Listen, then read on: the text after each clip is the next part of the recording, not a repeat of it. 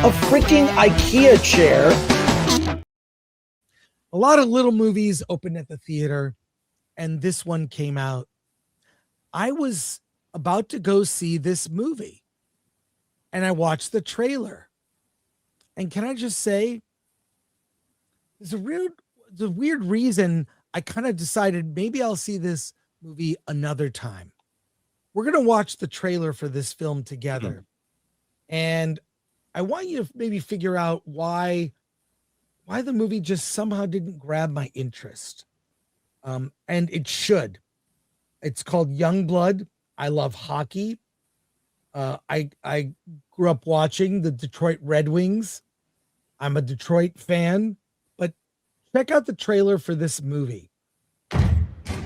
What I need you to understand is that nobody's offering you any free handouts.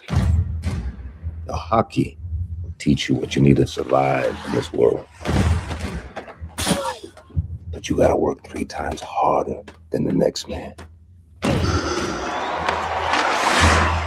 How's that taste, boy? You don't work too long and hard for you to let anybody take this from you. Hamilton Mustangs. They're calling up 2 players to fight for 1 spot. This is Dean's only shot to get back on the radar. Let's go. You got good wheels, man. We could have used you like 30 games ago. You have to take me down? You want to go, Rook? Well, because you can't. Hey! Trying to get yourself a second suspension out there or what? The Mustang on your chest is way more important than the name on your back. Clear? Clear. My dad's been telling me this story my whole life. They're letting me play, huh? I'm talking to you. Am I supposed to know you, bro? This is going to be fun. I think I always got to keep my guard up. You never know who's going to stand in your way. You don't know how many guys come through this league scoring fancy goals and then disappear? You've been looking for a reason to send me home from jump. Look, we all want to play so bad. Then you realize that you have to play it according to their rules. Hey! People actually have the chance to go far with this sport, and you're wasting it all. Go out there and give them hell. Yes, ma'am.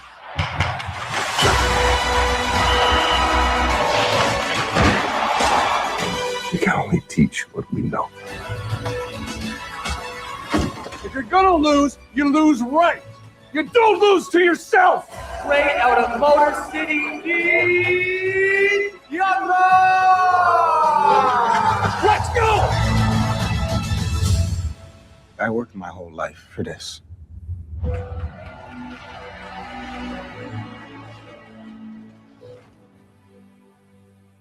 Now, ultimately, this movie would have interested me. I like hockey. I like sports movies. There's something about it. I feel like I've seen this movie before. I feel like I've been seeing this movie since I was a kid. And when the character in the film said, boy, I just felt I was out. And I'm just going to do this. I want to issue a challenge. I call it the Black Filmmaker Challenge. Tell me a story that doesn't involve racism. Tell me a story. It can be a Black character. It can be an all-Black cast. But I just feel like there are so many great stories about great Black Americans through history that could be told. Do they all have to focus on racism and the same thing? I want to see great Black, they'd say Black stories, Black storytellers. Yes, but do you have to tell the same story every time? There is so much more to the Black experience. And I only know this because, yes, I have very good Black friends. I don't think of them as Black friends. I think of Dante or Derek Anderson as just my friends. And when I look at even my own family, I have a stepsister who happens to be Black, a stepbrother who happens to be Black. There is, I believe, more to the Black experience than constant racism being part of the story. And so I say to you, please, I want to hear your stories. But does this topic enter every story? And that movie, where I would have been predisposed to see it, I mean, I've seen that story told so many times. And that's all I have to say about that. I may, in fact, end up going to see the film Youngblood. Alan, I don't know if you have any thoughts on this, but it really got me angry because we talk about racism so much as it applies to politics, with politicians trying to divide us. The media, they love to divide us, but we have so much more in common. And I'm tired, boss. I'm tired, boss. I'm tired. There are different stories to be told. I mean, different, more human stories. You know, we just had Black History Month. Well, Black history is American history. We don't have to, it seems like racism was in short supply in the sort of by the late 80s, 90s. It was just less present. Yes, not going to ignore certain events of the 90s for sure. But my God, I don't remember.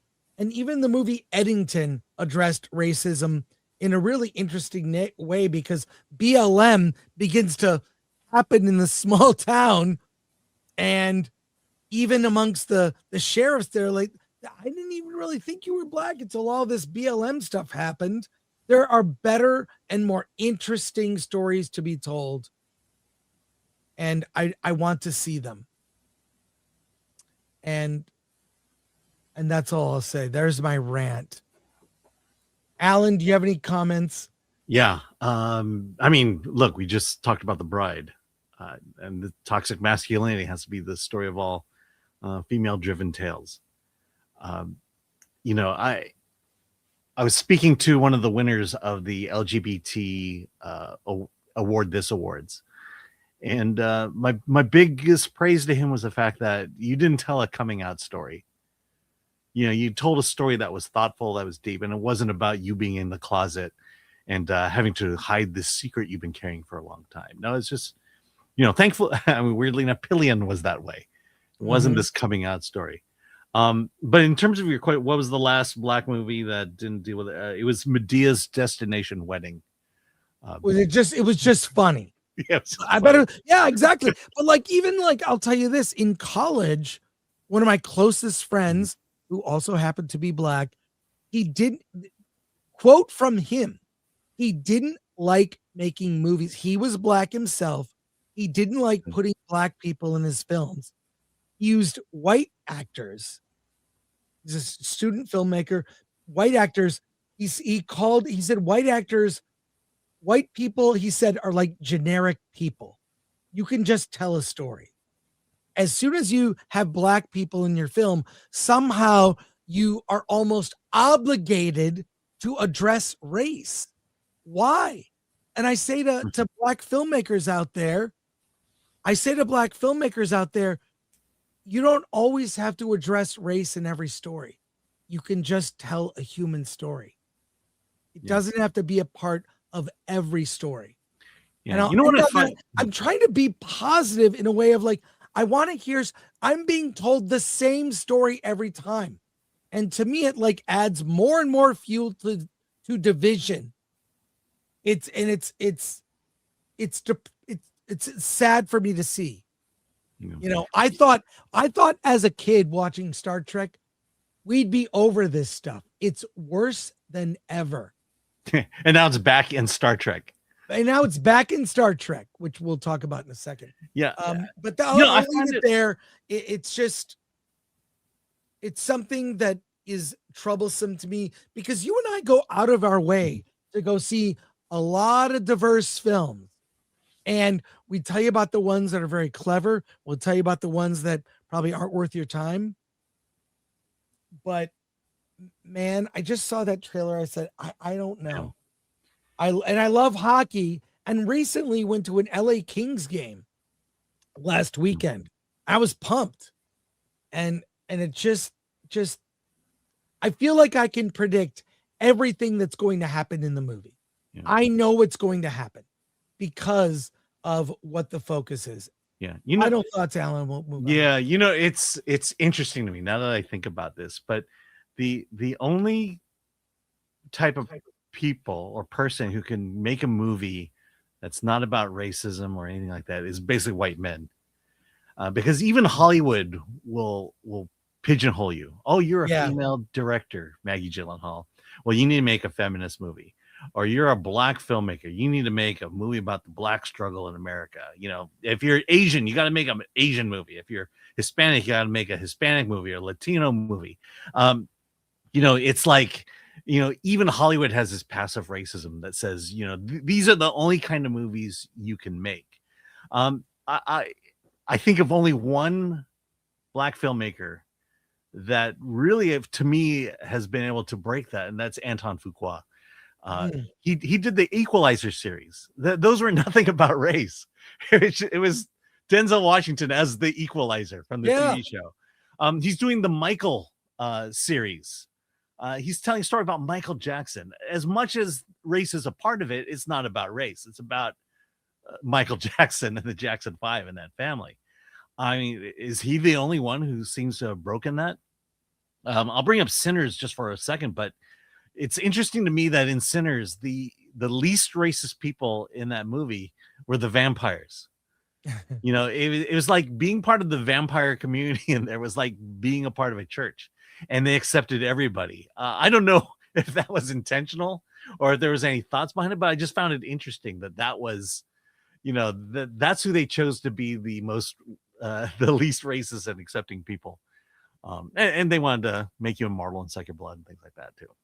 I just think there are so many other great stories that can be told, and they remain untold. And this is really only an issue in Hollywood films, movies coming from Hollywood, but we see it in a lot of indie movies. It's almost like, and especially with young female directors, kind of feel like they have to make a statement about where they stand on certain things. Yeah. It makes everything boring.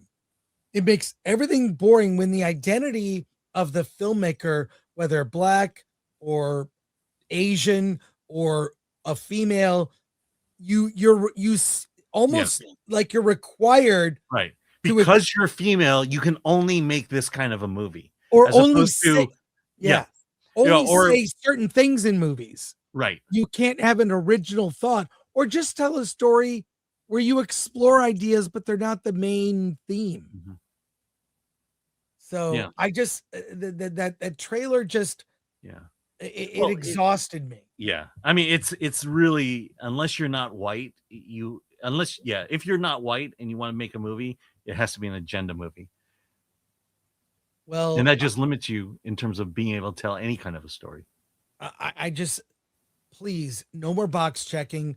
Tell original stories that appeal to everyone, because I guarantee this movie, by the way, Youngblood is not playing wide. It's only in a few theaters. It's not wide. It's mattering here and there. And that's very telling that the release is not bigger for a movie like that. I think the way they chose, and it's very possible that racism is not a big part of Youngblood in terms of the story and the movie. It's very possible, but it felt like it from the trailer. And that is like, do I need to see another movie like this? And my answer is no. If our audience wants me to go see it, I will go see it. But for me, last night after the Pride, I said, I can't do it. I can't do it.